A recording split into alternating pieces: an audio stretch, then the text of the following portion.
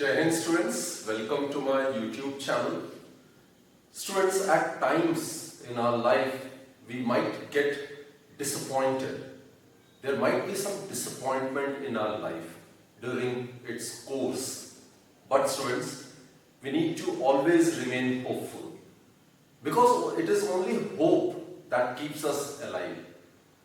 So what I mean to say is that students, in spite of certain obstacles or certain resistances offered towards your progress, you need to keep concentrating, you need to keep studying hard, and that is your job at hand, which you need to do it with utmost sincerity and dedication.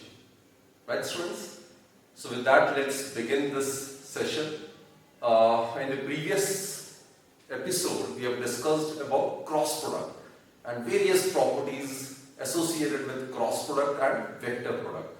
Now it's turn for numericals based on cross product, right?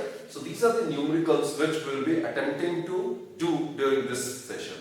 So let's start with the first one. Find the area of the parallelogram where its two adjacent sides are A vector and B vector. It's given. Students, here, as we have discussed in the previous lecture, we have proved that area of parallelogram, it is given by the magnitude of the cross product of the two vectors which represent its adjacent sides. So A and B are its two adjacent sides. So we need to find its cross product, and then its magnitude will give us the area of the parallelogram under consideration, right? So let's find out A cross B. We'll make use of determinant. So it is I cap, J cap, K cap. It's A cross B. So the coefficient of A vector is to be written in the first row. So coefficient of I cap is 1, coefficient of J cap is 2, and coefficient of K cap is 3. This is A vector, coefficient of A vector. Now B vector, it is 2, minus 3 and 1. It is 2, minus 3 and 1. So let's try to solve it. So it will be equal to I cap. It will be 2 into 1 minus 3 into 3. So it will be 2 into 1, 2, minus 3 into 3, that is minus 9. So it will become plus 9. Right, students? Central term, it's negative, minus J cap. So we will be left with 1, 2 and 3, 1. So 1 into 1 minus 3 into 2. Clear, students? Plus K cap. So we will be left with these four terms. So this into this, minus this into this. So minus 3 into 1, that is minus 3, minus 2 into 2, that is 4. Clear? So what we get is 11 I cap. Over here it is plus 5 J cap minus 7 K cap. Clear? So this is A vector cross B vector.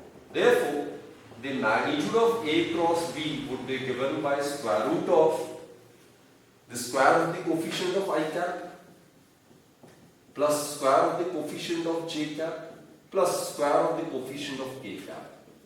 So it will give us 121 plus 25 plus 49. So that will give us square root of 195. So students, area of the parallelogram, it will be equal to square root of 195 square units. This should be the answer. So the point is, if A vector and B vector represents the two adjacent sides of a parallelogram, then the magnitude of their cross product will give us the area of the parallelogram. Clear, students? So the answer is root 195 square units. So we are over with question number 1, right?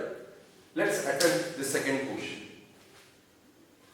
Second question, students, we are supposed to prove that the two vectors 2i cap minus 3j cap minus k cap and minus 6i cap plus 9j cap plus 3k cap are parallel. That is, we are supposed to prove that the angle between these two is 0 degree. Now look, whenever we are supposed to prove that the two vectors are collinear, that is the angle between them is either 0 degree or 180 degree, then we need to prove that we need to prove that their cross product is 0. So, for A vector to be parallel to B vector, A vector cross B vector must be equal to 0. Right? Let's prove it. Consider A vector cross B vector. Again, I'll be making use of this formula which is in the determinant form. Right? So, this is I cap, this is j cap, and this is k cap. So, first the coefficient of I, j, k for A vector is to be written in the first row, isn't it? So, that is 2 minus 3 minus 1. 2 minus 3 minus 1. And coefficient of B vector, it is minus 6, 9, and 3. So, let's solve it. I cap, so again, this into this. 3 into minus 3, that is minus 9. Minus this into this, minus into minus 9, that will give us plus 9. Central term, it's minus j cap, right? This into this, 3 to just 6. Minus this into this, minus 6 into minus 1 is plus 6. So, it will be like this. Plus k cap, 9 into 2, that is 18, minus 6 into minus 3, that is minus 18. So it is equal to 0 I cap plus or 0 j cap or minus 0 j cap plus 0 k cap, which is a null vector. So students, we have proved that A vector cross B vector is equal to null vector. What it means is the angle between A vector and B vector must be 0 degree. They must be parallel vectors. Right students? Okay. Let's consider third question. Third question is, we are supposed to determine the area of the triangle determined by the two vectors. Now look students, we are already aware area of parallelogram formed by the vectors A vector and B vector is given by magnitude of A cross B, isn't it? Also, the diagonal of a parallelogram divides it into two equal parts. So area of triangle would be equal to half area of parallelogram, isn't it? So, area of triangle, it would be equal to half area of parallelogram is A vector cross B vector, magnitude of this. So, this is the formula to be used over here. So, in order to determine the area of the triangle, we need to find out the cross product of A and B. Then we need to find its magnitude, and then we will divide it by half, and that will give us the area of the triangle. Right? So let's find A cross B. Again, we will make use of the formula in the determinant form. I cap, j cap, k cap. A vector, it is 3 and 4, right? 3, 4. Coefficient of k cap, it's 0. B vector, it is minus 3 and 7. Minus 3, 7. Coefficient of k cap is 0. So let's solve it. I cap. So this into this minus this into this. So 4 into 0, 0 minus 7 into 0, 0. Central term must be negative minus j cap. So it is 3 into 0, that is 0. Minus 3 into 0, that is again 0. Plus k cap, right? So this one, 7 into 3, 21. Minus 3 into 4, minus 12. The minus 1 is plus 12. So what we get is 0 I cap minus 0 j cap plus, that will give us 33 k cap. Clear students? Okay. Therefore, what is the magnitude of A cross B? It will be equal to square of the coefficient of I plus square of coefficient of j plus square of coefficient of k. So it will be equal to square root of 33 square. So it is 33 units. Therefore, students, area of triangle, it is half magnitude of A cross B. So it will be equal to half multiplied by magnitude of A cross B obtained to be 33. So it will be equal to 16.5 area. It will be in square units. Clear students? So the area of the triangle formed by these two given vectors would be 16.5 square units, right? So it was again a question based on finding the cross product of the two given vectors. So we are over with question number 2 as well as question number 3. Let's discuss question number 4. Students, question 4. It's about the determination of a unit vector. Unit vector, we are all aware, it's a vector divided by its magnitude, right? It represents the direction of a given vector. Its magnitude is always unity. So here what we are supposed to do is, we are supposed to find a unit vector which is perpendicular to both vectors, this and this. So let A vector is equal to 2i cap plus j cap plus k cap, and B vector be I cap minus j cap plus 2k cap. Now look students, we are aware, let R vector is equal to A vector cross B vector. So it will be equal to this as per the formula, isn't it? And this is R cap, suppose. R cap represents the direction of R vector. And we are aware, students, this R cap, it is perpendicular to both A vector as well as R cap is perpendicular to B vector. This may be written as N cap or X cap, Y cap, R cap, whatever you wish, right? So this is a unit vector representing the direction of A vector cross B vector. And its direction is given by right hand thumb rule, isn't it? And there we have discussed the direction of A cross B, that is R cap, is perpendicular to both A vector as well as B vector, right? So we need to find out this unit vector, which is perpendicular to both A vector as well as B vector. Now as you are aware, students, unit vector is vector divided by its magnitude. So R vector, it is A cross B, isn't it? And its magnitude, it would be magnitude of A cross B. So this is to be found. Clear? Let's do it. So let's first find A cross B.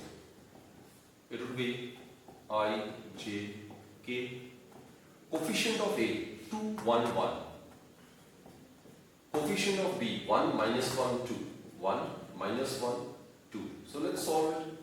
I cap, 2 into 1, 2, minus 1 into 1. Minus 1 is plus 1. Minus j cap, this will be 2 into 2, 4. Minus 1 into 1, minus 1. Plus k cap, it will be 2 into minus 1, minus 2. Minus 1 into 1, that is 1. Right, students? So that will give us 3i cap minus 3j cap minus 3k cap.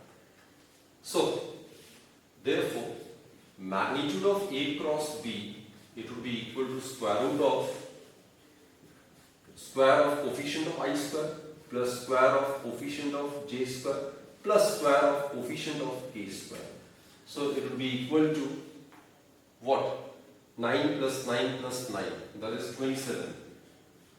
So it will be equal to 9, 3. So it will be 3 root 3 units. Clear, students? This is the magnitude. Okay, now let's substitute the value of A cross B and the magnitude of A cross B over here, right? So the unit vector which we are supposed to find is given by A cross B, that is A cross B is 3i cap minus 3j cap minus 3k cap divided by magnitude of A cross B, which is 3 root 3. So it may be rewritten as 1 by root 3 I cap minus j cap minus k cap, or I cap by root 3 minus j cap by root 3 minus k cap by root 3. So this is the unit vector which is perpendicular to both the given vectors A vector as well as B vector. Clear, friends? So this was another application of cross product or vector product, right? So students, we are over with question number 4 as well. Let's proceed to question number 5 then, right? Question number 5 is pretty important. The question number 5 is, I'll read it for you. If A vector, B vector and C vector are the 3 sides of a triangle all taken in the same order, then we are supposed to prove that sine alpha by A is equal to sine beta by B equals to sine gamma by C, where alpha, beta, gamma are given to be the angles opposite to A, B and C respectively, right? So, this is a very, very important question. I need to put an asterisk symbol on this question, right? This is an important one. So let's draw the diagram, that is very important. These are the 3 sides of a triangle all taken in the same order. Remember, all taken in the same order. It's like this. This is suppose A vector, this is suppose B vector, and let us consider this to be C vector. All taken in the same order. It's taken in the anti-clockwise, all taken in the same order, right? And alpha, beta, gamma are the angles opposite to sides A, B and C respectively. Opposite to side A angle is alpha, opposite to side B angle is beta, and opposite to side C the angle is gamma. Am I clear, students? You can join these. Right? This is the situation.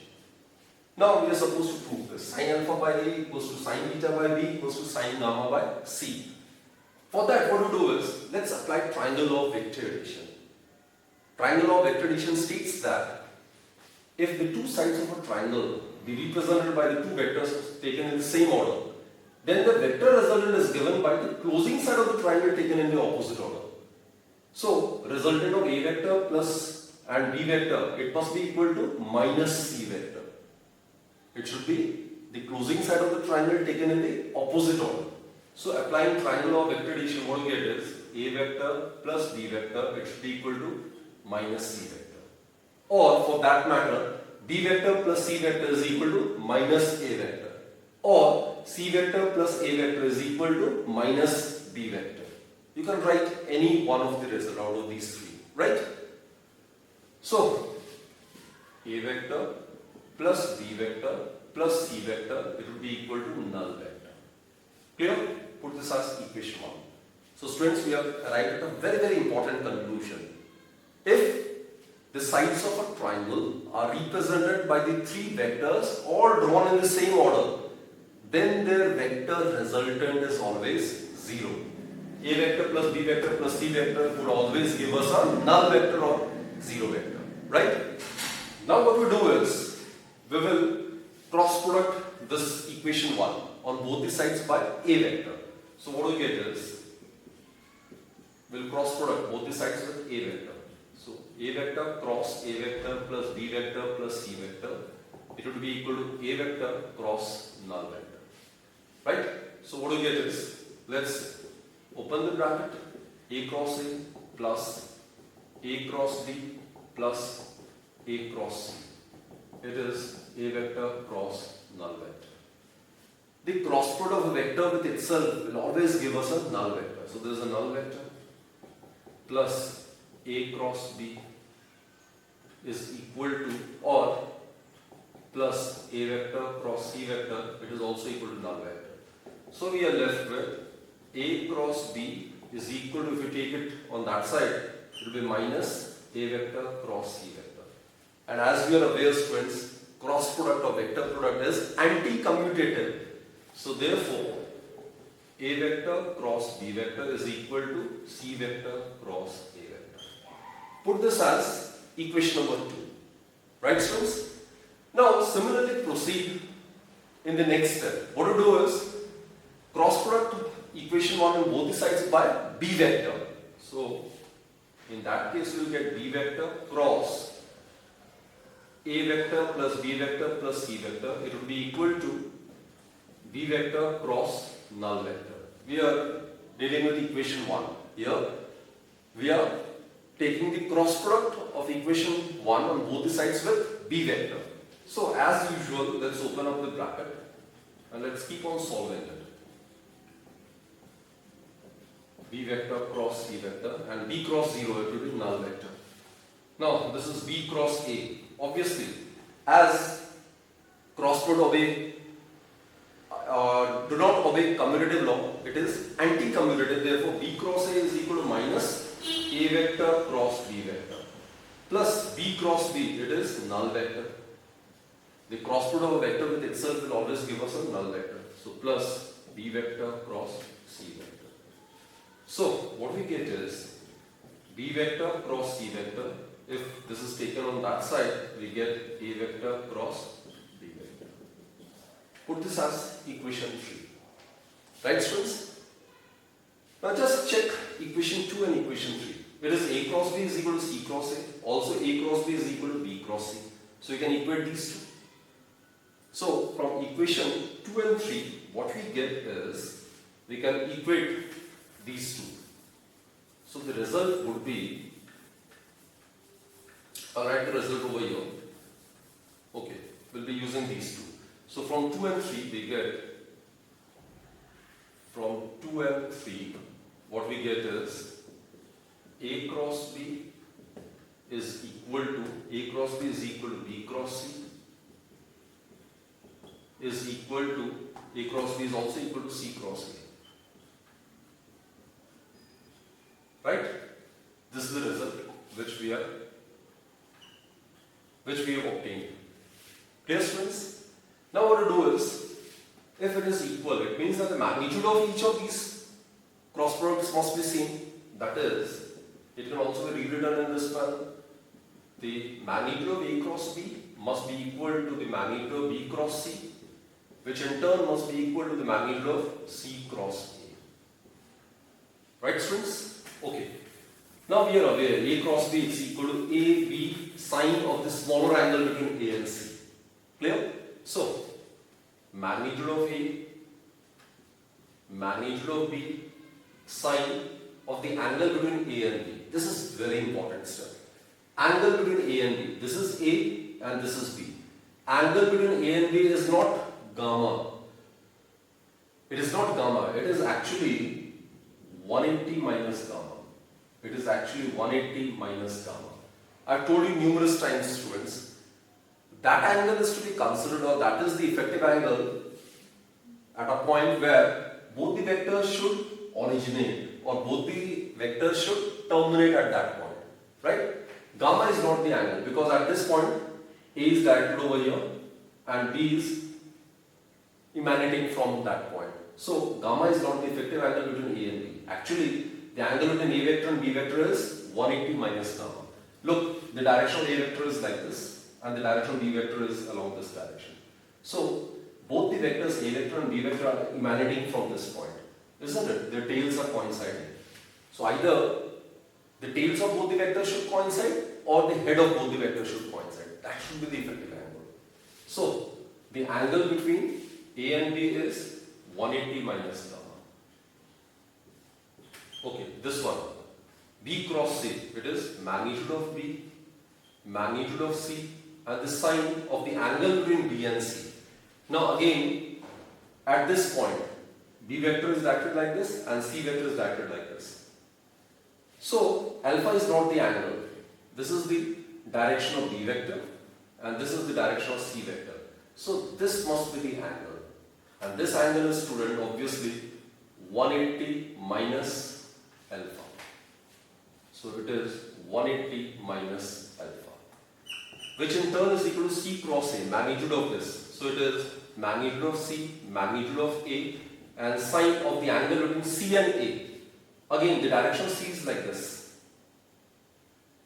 This is the direction of C, this is the direction of A. Both C and A are emanating from this point. So the angle between C and A would not be beta. Actually, it would be 180 minus beta. Clear, students? It would be 180 minus beta. This is a very, very important and crucial point, right? So let's solve it. Sine 180 minus theta is sine theta. In the second quadrant, sine is positive. So what we get is AB sine gamma. It is BC sine alpha, and it is CA sine theta. Now in the last step, what we can do is, we can divide throughout by A, B and C. So let's see what we get. So AB sine gamma, BC sine alpha and CA sine beta. We divide throughout by ABC. Throughout by ABC. That can be done. So we should get the desired result. So AB get cancelled, so we'll be left with sine gamma by C is equal to, here we'll be left with sine alpha by A, and here we'll get sine beta by B. So this is the result which we have proved. So students, if A vector, B vector, C vector represents the three sides of a triangle all taken in the same order, then A vector plus B vector plus C vector would be equal to null vector. And taking cross product of these two equations with A vector and B vector, we can easily obtain this result. That is, sine gamma by C equals to sine alpha by A equals to sine beta by B. Right, students? Okay, we are over with question number 5 as well, right? Let's concentrate on the 6th question now.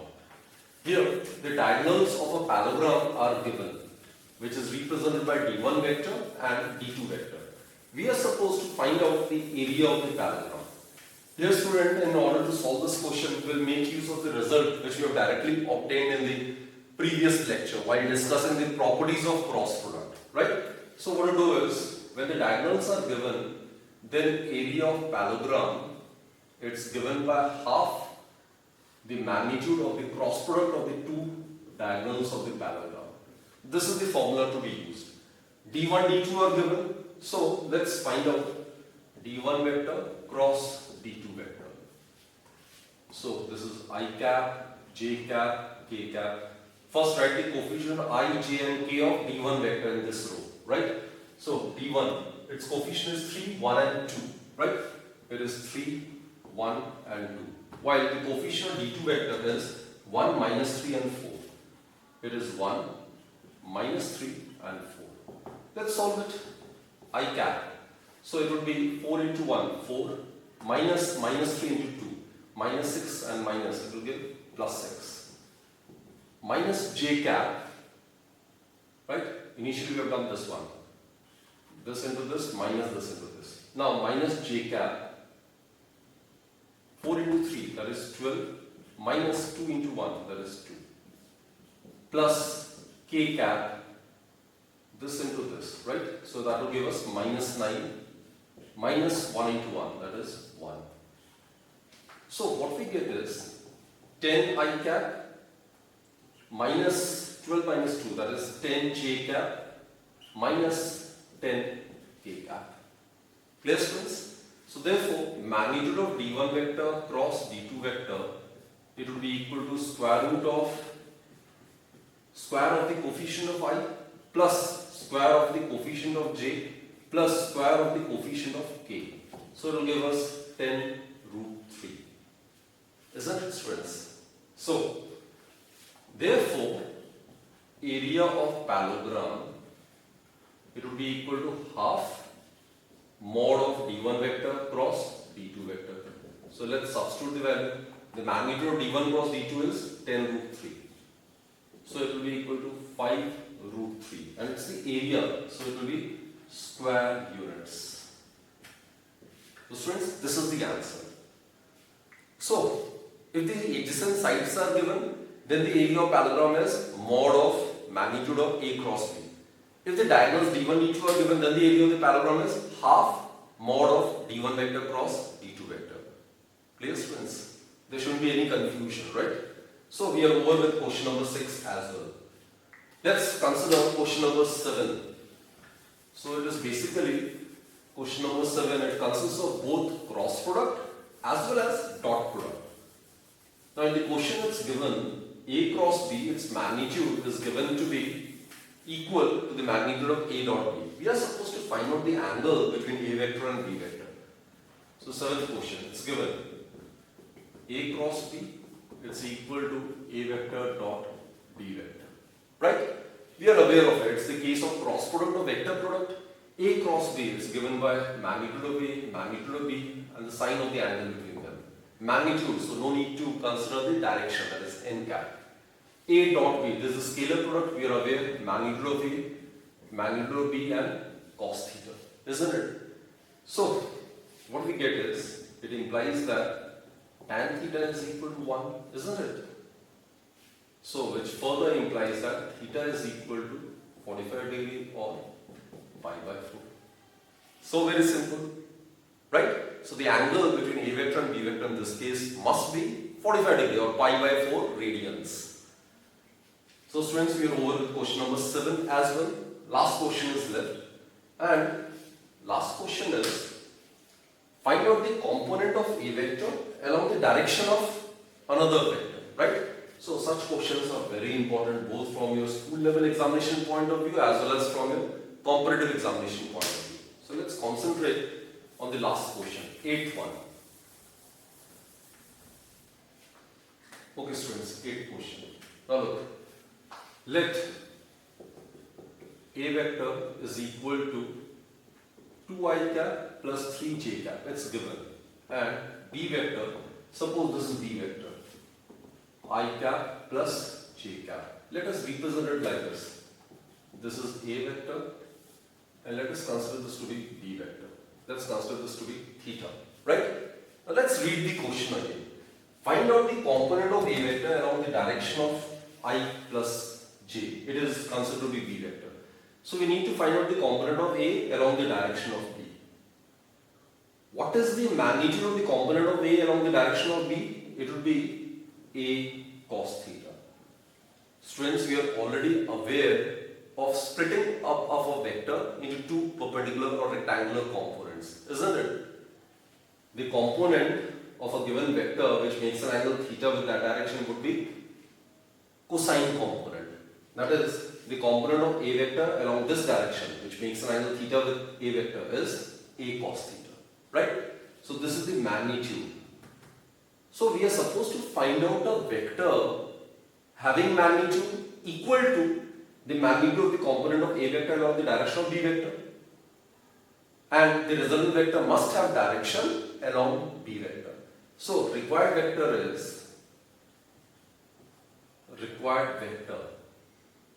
must be having magnitude of A cos theta.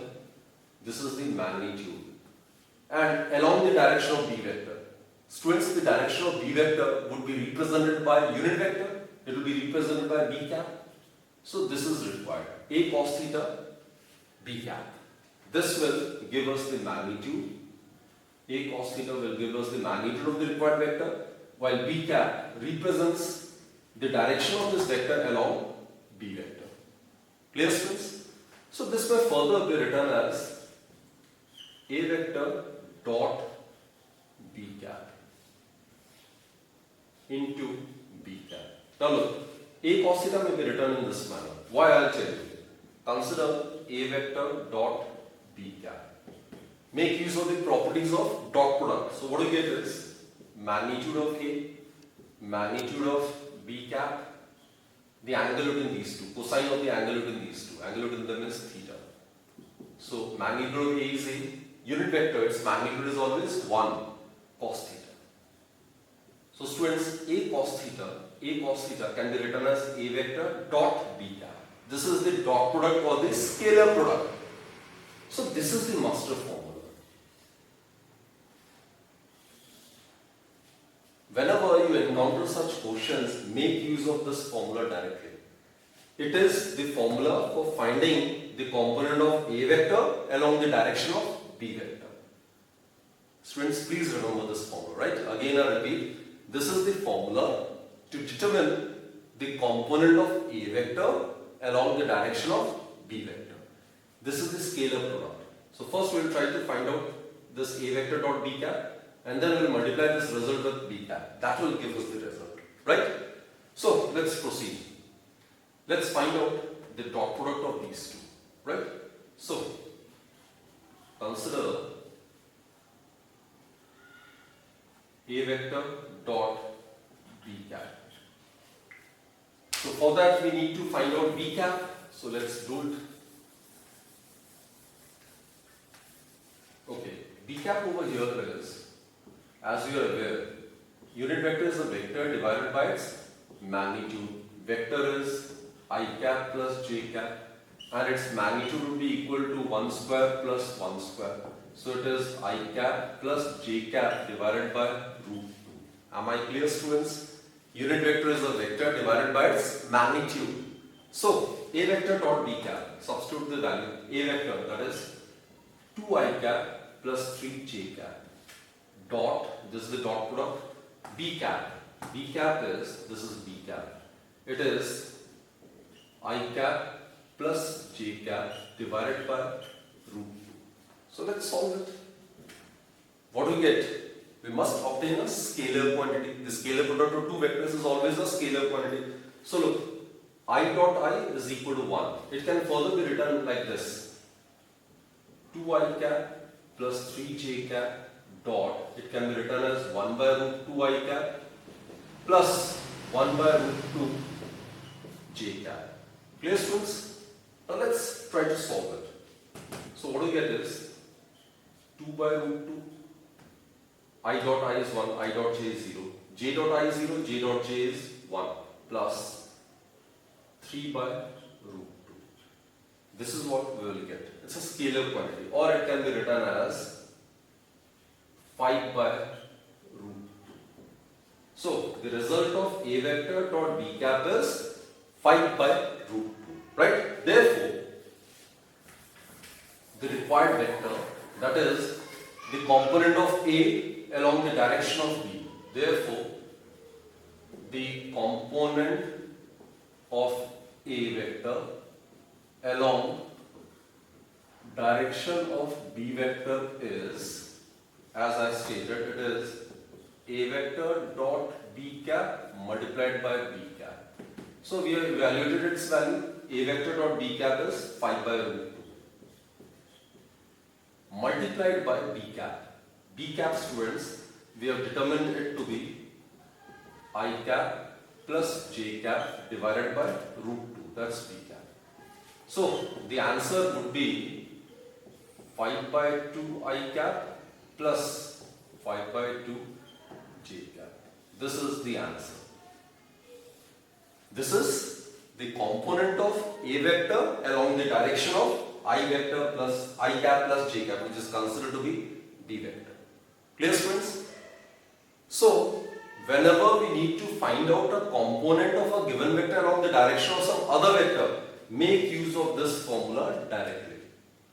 So I hope, students, you have understood these questions. These are some selected questions. What you are required to do is, after understanding the concepts, do practice as many numericals as you can. This is the only way you can gain in confidence. Right, students? So with that, let me end this lecture. Do join me in my next lecture then. Okay? Bye-bye.